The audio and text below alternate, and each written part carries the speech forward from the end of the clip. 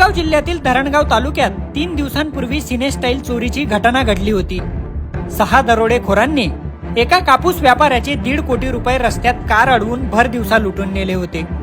या घटनेमुळे संपूर्ण जिल्ह्यात एकच खळबळ उडाली होती। पण जळगाव पोलिसांनी अवघ्या काही तासातच हा गुन्हा उघडकीस आणला।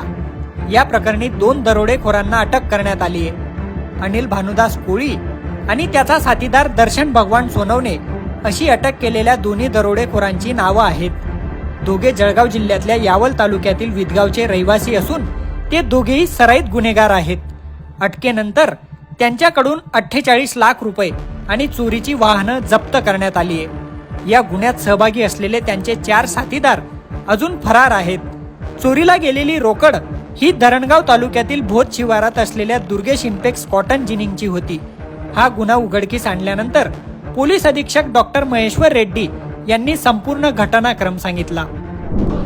17 तारीख अंदाजे दुपारी 1:40 धरणगाव पोलीस स्टेशनच्या हद्दीत मुसली फाटाजवळ एका जबरी चोरीचा गुन्हा दाखल झाला होता। त्या जबरी चोरीमध्ये 1,60,00,000 रुपयाचा चोरी झाल्या होत्या। त्याच्या अनुषंगाने FIR दाखल झाला आणि लोकल LCB टीम आणि धरणगाव पोलीस स्टेशन टीम संयुक्ताने त्यांनी तपास केल्यानंतर 2 आरोपींना अटक करण्यात आलेले आहे। दोन्ही आरोपींचं नाव आहे अनिल उर्फ बंडू भानुदास कोली, वय 32 वर्ष। दुसऱ्या आरोपींचं नाव आहे दर्शन भगवान सोनवणे, वय 29 वर्ष। दोन्ही आरोपींना अटक करण्यात आल्या आणि दोन्ही आरोपींना अटक केल्यानंतर त्यांच्याकडनं आतापर्यंत 48 लाख रुपये त्यांच्याकडनं जप्त करण्यात आलेला आहे। आणि या दोन्ही आरोपींना अजूनही काही गुन्हा केलेला आहे मागील 1 महिन्यामध्ये, असेही देखील निष्पन्न झालं।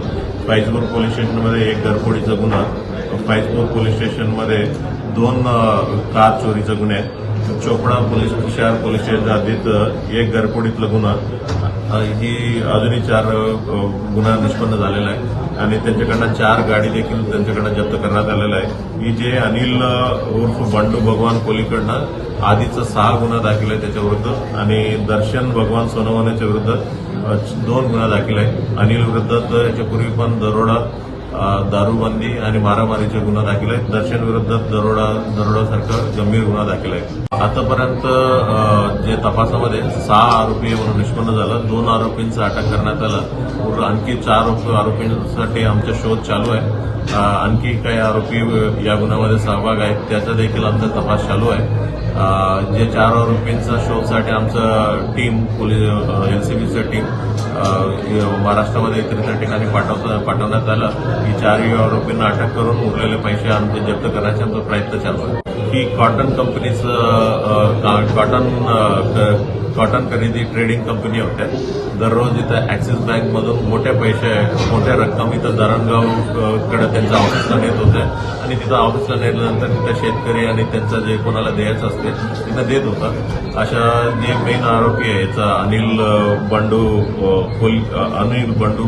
कोली त्यांना या गोष्टी मोठ्या पैशा रक्कम घेऊन जाते असे त्यांना एकदा त्यांनी ऑब्झर्व केलं आणि परत 2-4दा ऑब्झर्व केल्यानंतर ही नेहमी नेते आता त्यांना समजल्यानंतर ही ऑलरेडी गुन्ह्याची पार्श्वभूमी आहे आणि ह्यांच्या डोक्यात ही गोष्टी असल्यामुळे त्यांनी ऑब्झर्व केलं आणि त्यांचं आणखी साथीदारांना जोडून घेतलं आणि एरियामध्ये रेकी केलं, कुठे एक्झॅक्टली ही काम करता येईल रेकी केल्यानंतर ही गुन्हा घडून आणला। या घटनेतील मुख्य आरोपी अनिल कोळी हा सराईत गुन्हेगार आहे। यापूर्वी एका गुन्ह्यात कारागृहात असताना त्याची मुंबईतील गुन्हेगाराशी ओळख झाली होती। याच ओळखीचा फायदा त्याने दरोडा टाकण्यासाठी केला। कापूस व्यापाऱ्याच्या कंपनीवर त्याने महिनाभर पाळत ठेवली होती। त्या कंपनीत पैसे केव्हा आणि कसे आणले जातात याची खात्री झाल्यानंतर त्याने मुंबईच्या गँगला सुपारी दिली होती। परंतु हा गुन्हा घडल्यानंतर पोलिसांनी कसून तपास करत त्याच्या आणि साथीदाराच्या मुसक्या आवळल्या।